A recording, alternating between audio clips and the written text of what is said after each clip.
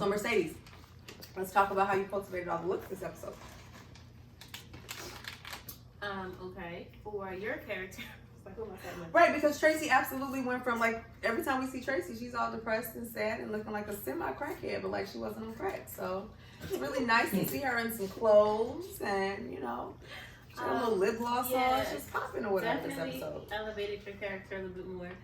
In general, I think I wanted all the women to be more expressive with their sexuality, but not overtly sexy this season. So we have tighter clothing that shows their bodies, that shows their curve, that highlights all the things about Black women that are beautiful, without being extremely, I guess, what's the word, typical. I think people always expect for Black women to wear stuff that's tight and their skin's out and things like that, but I show the bodies this season in a way where they're still covered but sexy. So yeah, I agree with that. I mean, they're very tasteful and nice. Like, definitely I feel like we are showing ourselves more, our sexuality, our bodies, our realness as women, but also not, I just not trashy or tacky. We don't look like that. Y'all look good. Y'all look good. thank you. Y'all look good. Compliments to Mercedes. All right now. You sound like somebody's old, perverted. All All right now. Y'all look good. Your daddy named Darnell. Is that your daddy name? Get this man an earpiece. We know what And your name the guys bring the sex appeal too with their wardrobe as well. Absolutely. I definitely feel like I've stepped them up to another level. Thank you so much. Thank you. We can't you got Well, it's true. Like, I feel like you look like a really nice young man, you know, and not tracksuits and da-da-da, or like, you know, Sonny's workwear. It's nice seeing, even like in one, I thought it was nice seeing you in dress clothes. I mean, I know it was the wedding Yeah, the and first stuff, time you see me but was in a suit, yeah. yeah, so, I mean, it was nice. And, which is great. And I just appreciate them letting me, like, not do, like keeping my hair the way it is. I didn't have to go back to the blonde, tips and stuff, and then, like, shaving my face like every day was like a headache too, because I was getting a lot of hair bumps and like, you know, like my face is just kind of. But now you look like a nice young man. Yeah, it just comes together. Okay, let Mama get you something for these dirty hands. I'll be right back, y'all. True story. Ronnie is homeless as hell. Yeah. Well, you know what though? I thought it was interesting to show how it can happen easily. Everybody is one paycheck away. I don't care what nobody said. One situation, one paycheck. So it there can should be no happen judgment. easily, but then also, you know, depending on a person's frame of mind, you don't have the complications of life. You don't have, you know, I'm just speaking for that character in that moment from, you know, what, you know, it's like you can kind of freely walk through life and do things without, you know, without taxes, without this. You ain't got to be this way. You ain't got to figure this out. It's like it's a day-to-day struggle, which we all have, but it's taking it down to basics. And it's interesting where, you know, you find these people that they actually do have places they can go to. Yeah, they have a whole community. But they actually have families, though. Like, there's that family and world to them, but then there's also like they actually do have places they could go to sometimes, but they choose not to. You know, I know Miss Ethel's, you know, not in the same place and everything, but you know, Ronnie, you know, maybe he doesn't feel like he has any place else to go, but he actually does feel a community now. Like, you know, that he because somebody offers for him to come to their house, but he says, no, I belong here. Yeah, and so, see, and that's it was one of his friends. That's an interesting thing to showcase. So yeah, I think he's got his own personal journey. I feel like him being in his grandmother's house probably wasn't helping him as much. Maybe I don't know. Maybe he didn't feel like sometimes when you're in like a family member's house that's elderly and you still in there, sometimes you feel like even if I just need to be homeless, I need to go be a man. You know, I need to just like if I'm gonna be homeless, if I'm gonna be sleeping on the train, at least I'm about to go be a man and just be on my own. You know what I mean? And I think that's probably what he's going through and finding his purpose, trying to find his light again. Yeah. Because Well, he's also- like living with my grandmother. All that Yeah, I think the neighborhood, the community in itself shunned him. For him to find a place where he does belong, you know, I think it did wonders for him. That we'll see later on, but I think it's done wonders for him and like his confidence level in him, like you said, on that journey to finding himself again, because he was so lost after killing Cooley. He pretty much loses everything from that he's point. fighting a lot of demons and Yeah. A lot of people walked away from him, you know, like even like Jada at that point because of what happened with their like date. Listen, how about I just heard? Never mind, I can't see at the baby's head. We'll edit that out. Go ahead. But another thing that came up in 3 was there's a new somebody at work. Right. I mean, you're really getting all the men this season. I don't like it. I don't like it. Ooh, yeah, you ain't got to like it, baby. We meet Tomas. Yes, we meet a little Tomas Hola. at work. Hola. Hola. Hola, Tomas, or Hola. whatever. Jada do not discriminate. I'm just saying. She's an equal opportunity. Come on through, y'all. Everybody in. Anyway, but yeah, I mean, I think that's really cool.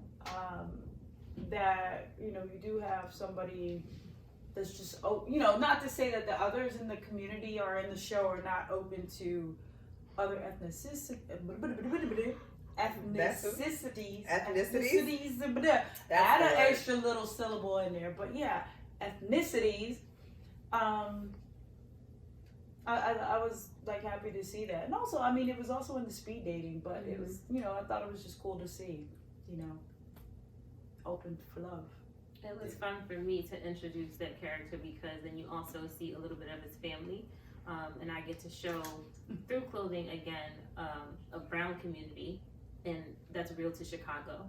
I didn't want it to feel forced, but it was interesting to see like his mom and his aunt and add a little bit of print and color, things that are so vibrant and known to Latin communities. So that was really fun too. That was one of 2 of my favorite outfits. Like it really was. The wedding was in the blue, and that the two piece, the 3 here, like that was Mine too. Yeah, I was like surprised because it was like, you know, I don't be doing midriff situations. Oh, was your belly out? Well, yeah, it was a little bit. Oh, I need to see photographs of said Betty. I mean, well, hopefully you just watched it. All right, shut the front door. This is Okay, okay. let's get it together. Anyway, so This day is getting longer and longer. Okay. no, but so yeah, that 2 piece was like a favorite of mine, and 2-piece. yeah, you weren't at the yeah. I don't think he can quite Anyway, he doesn't need to know. That wasn't there when Mama we got gotta have a free life date. too. Yeah, Mama went to go visit the family.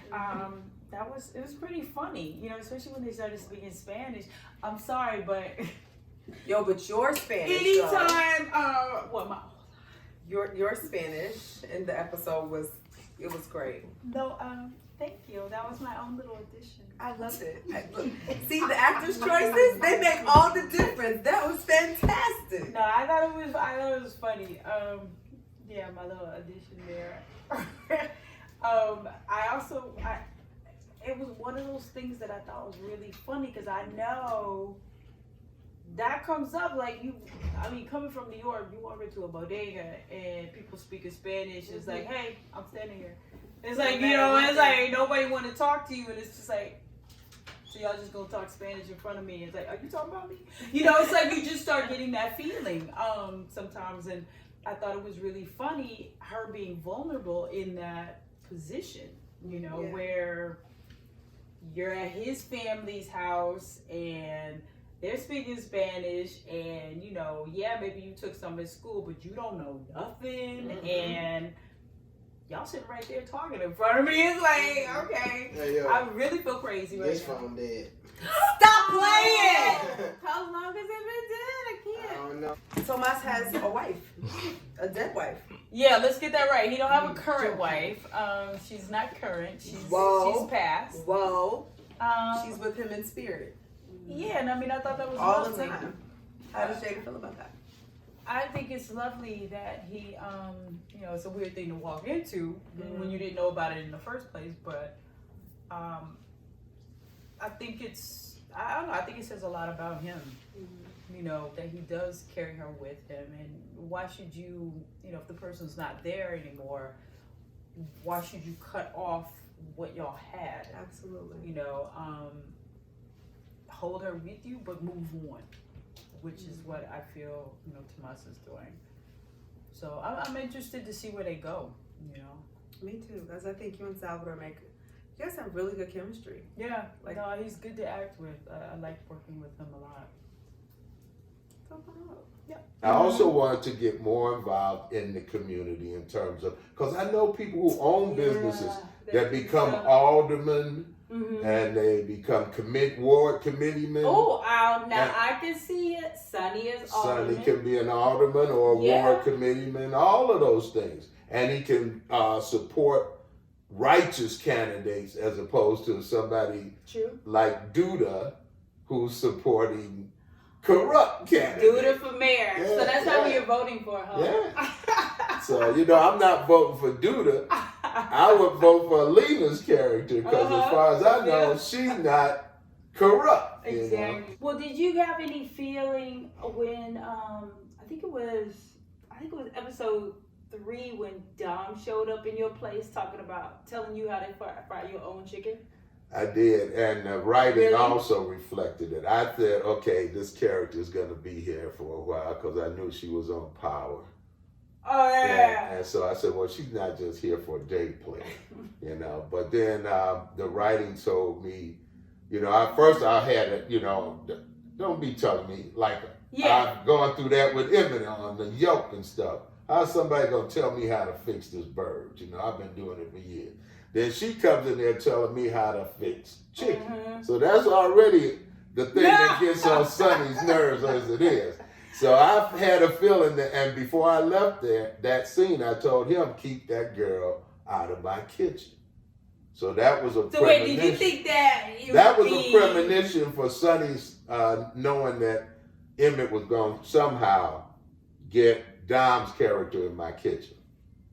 So yeah. And not just like as a girl that he liked, but for more than that, yeah. Because she's sitting up there, giving me, her critique on the food, and I said, well, she didn't just come in here to order.